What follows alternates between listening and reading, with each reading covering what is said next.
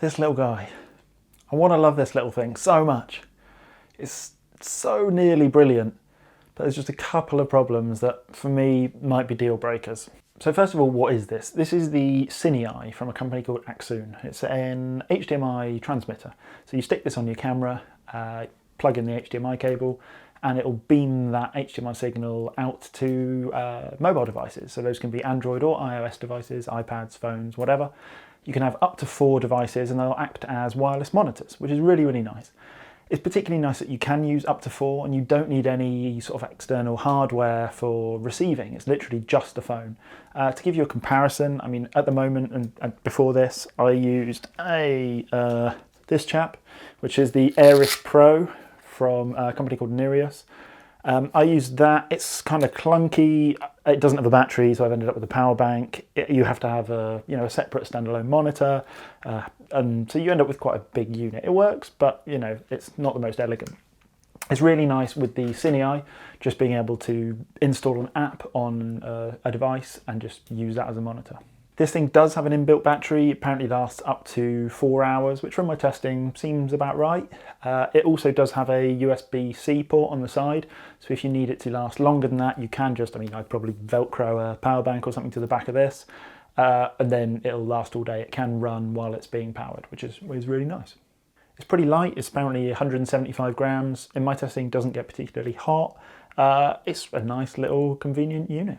As for price, the CineEye will set you back about £200, £220 in the UK, about the same in dollars in the States, which for a wireless monitoring solution, particularly one that works with mobile devices, is really, really competitive. In terms of the range, the Accsoon website says that it should go up to about 100 meters, which is a long old way. I can't really imagine many situations where I'd be wanting to monitor from more than 100 meters away.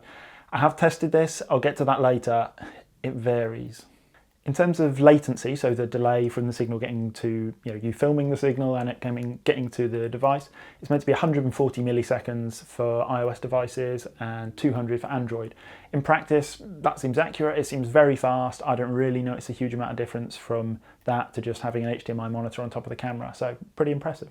To use the CineEye, you just install Accsoon's app on your tablet or your phone. The CineEye generates a sort of ad hoc Wi-Fi network. You connect to that, dive into the app, turn it on, all works quite smoothly. Sometimes. I've seen a few stories of people online on Accsoon's Facebook and things like that saying that they just can't connect to the CineEye. There's a couple of reasons that I've personally discovered that have stopped me connecting to it. The first is that with certain phones, it does say in the instructions you might need to turn off your mobile data. That does work. My particular phone, I'm using a Nokia 8, and if I leave mobile data on, it just won't connect. If I turn it off, it's okay. There is another problem that's a bit more subtle, but also potentially a bit more serious, and that relates to the Wi-Fi channels that the CineEye actually uses. It seems to only affect Android users, and maybe only some Android users, but we'll get to that in more detail when we actually dive into the app, because it'll be easier to explain it then. There are a few little finer points of the app that are worth talking about. So I'm going to connect up the CineEye, go into the app, and we'll go through it. Okay, so I've connected the Wi-Fi signal, I've launched the app, and I've turned it on, which is one thing. At first I got a bit confused. I was met with a black screen. You just have to press the on button. You've got various options along the bottom. You've got kind of a grayscale, you've got RGB, just screen. I don't really know why you want your whole screen green, but it's there if you do. Focus assist, which is basically your peaking. By default, it comes in at level 30 here. I find that a bit strong, so I tend to turn it down to about 10 because I like just very subtle peaking that can really make out where the sort of finer details are in focus. It's worth pointing out that those kind of preferences, those changes you make when you're in the app, moving it from 30 to 10, won't carry over to the next time you use it, which for me is a little bit annoying. It just means every time you launch it, I have to change my peaking levels, change my zebras, because I pretty much always do them at the same levels. It doesn't remember that. You've then got false colour, which isn't overly useful. It's a bit coarse. If you're into false colour, maybe it's useful for you. For me, it's not the best false colour. You've got a histogram, which is fine. It's nice to have. You've got zebras. Again, you can change the exposure level, which is really nice. You can set it. That looks about 70-ish as default. You can set it, way up or way down, wherever you want it. Again, it won't remember, so you have to change that every time. One thing that's worth mentioning is that you can't have, say, zebras and focus peaking on at the same time. So if you were planning on using it as an on-camera monitor, I personally quite often shoot like that with focus peaking and zebras on. You can't do that.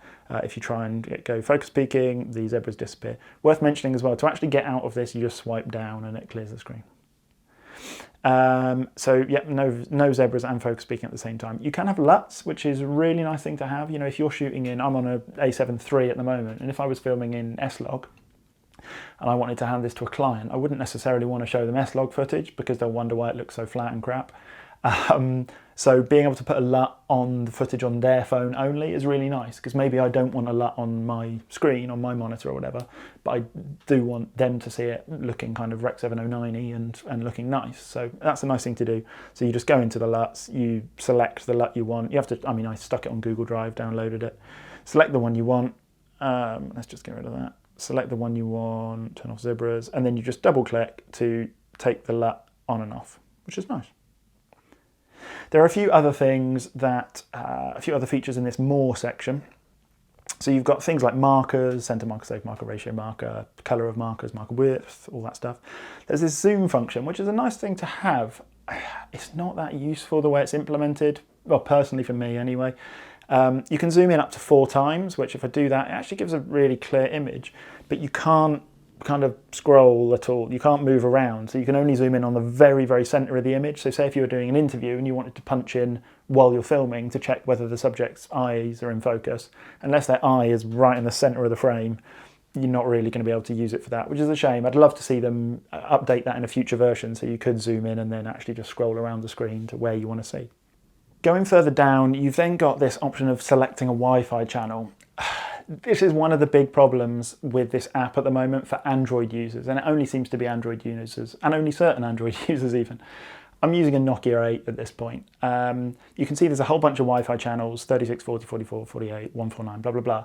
So there's 4 of them below 100 and 5 of them above 100. Those 5 that are above 100, my phone can't pick up. It just doesn't find it. So when the CineEye actually arrived, I think it was locked to channel 153. I turned the CineEye on, plugged it in, my phone just could not find the Wi-Fi signal, I couldn't connect to it. Eventually I logged in with an iPad, I could find it, I could change the Wi-Fi signal and worked out that those ones below 100 work fine with this phone, anything above, they don't, it just won't find it at all. This causes a bigger problem because there's also this auto function, auto option, which is a really important option to have. This selects the clearest Wi-Fi channel, which is exactly what you want to do. I can't use that with my Android phone because it may well select as the clearest Wi-Fi channel one of the Wi-Fi channels that my phone just can't find.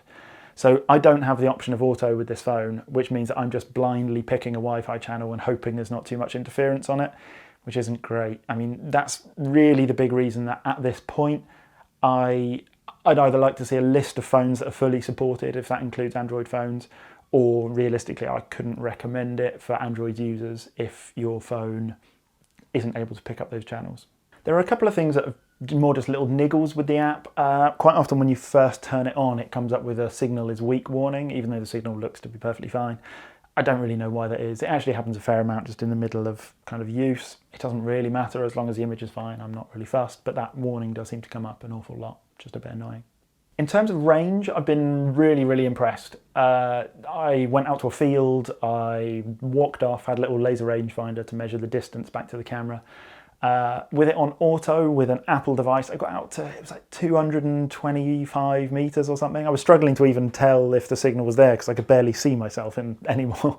But it was solid, it was very, very impressive. Obviously that is perfect world scenario, there was no other Wi-Fi signals around, it was perfect line of sight. I had an Android phone mounted at the same time, literally right next to the Apple phone. I think I was using an Apple iPhone 6S, I think, and my Nokia 8, which in terms of power, you know, the Nokia 8 is probably a slightly higher performance phone. But the range on the Nokia was a lot less. I got to about 95 meters, which is still great. I mean, I can't imagine wanting to monitor any further than 95 meters away, but that is perfect world scenario, as I say, line of sight and whatnot. Also up to that 95 meters before it actually dropped off completely, it just wasn't quite as robust. It was a bit more jerky, a bit more pixelated, whereas the Apple was just looked great the whole way.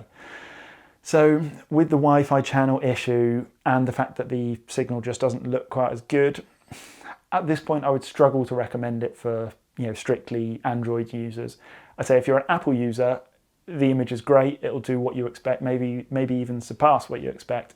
Android users, it's just not quite as nice of an experience. For indoor range, the CineEye is pretty good as well. It can quite comfortably punch through, 2 or 3 kind of partition stud, kind of wooden walls. It can go through kind of brick walls. I'm in a Victorian house, it's pretty solid walls. It can go through 1 or 2 of them. The range isn't as good, but it's not bad. You can definitely use it, if you're hoping to just be in the next room monitoring, it's definitely useful for that. But for my biggest con with the CineEye, my biggest downside of it, is something that, maybe I should have known. It's not written in the spec sheet that it can do this, but I've just assumed it could because other wireless transmitters can. Audio. It does not transmit any audio. So if you're expecting to be able to use it, to have an interview going on and maybe a client or, director or anybody else sitting in the next room, just kind of keeping an eye on it, you won't be able to do that. They won't be able to hear anything. You can't plug headphones into your phone and be able to hear it. So if you want to use it for, kind of B-roll or stuff where the director, client just wants to be able to see what you're filming, that's fine. They won't be able to hear what you're filming, which for me is a huge downside. My old Nereus Aries Pro, which is quite old device, it's kind of clunky, but it does have audio. There's newer products. I know there's the Holyland Mars 300, which is apparently, I haven't used one, but getting quite good reviews. Again, it does have audio. It doesn't, neither of those devices transmit to mobile devices, but they do have audio, and for me audio is so important. So yeah, that's a huge downer for me. I did reach out to Accsoon and ask them whether this is something that they are looking, whether A, it was something I was just missing, and B, whether it's something that they're looking to support in the future. They were kind of non-committal, to be honest. They said, oh, it might be supported in a future firmware, or maybe just in a future hardware device, an actual latest version of the CineEye. So I couldn't recommend buying this, holding out hope that, audio is going to turn up as a firmware upgrade, because they haven't actually promised that. So by way of a conclusion, I nearly love the Accsoon CineEye. It does what it says, it's got great range, the battery life's pretty solid, it's really convenient, it's small, it's light, it's a really nice piece of kit. That lack of audio does kill it for me. There's so many applications that I want to use this for, whereby people have to be able to hear and see what the camera is seeing and hearing, not just see it. If they could add that in a firmware update, I would definitely recommend this to Apple users. I would struggle a little bit more to recommend it to Android users, just because it is that bit jerkier, the image isn't as robust, and because you lose that automatic Wi-Fi channel selection, which I think is so important for it to be able to scan for a clean channel. So if I can get sound, Apple users, great. Android users, yeah, maybe, I don't know. But maybe they can improve the Android functionality as well. Anyway, that's it for this one. Let me know what you think. Let me know if you think this could be a useful device, how you would like to use it, how you'd like to see them improve it. Never know, maybe they'll listen to us. I should say I just bought this. It's not a paid ad, anything like that. Bought it with my own money. Yeah, it is what it is. How do I end this? I kind of want to do that like hand thing. I guess you get taught at YouTube camp or something, but I don't think I can. I think I'm too English for it. Maybe I'll kind of just go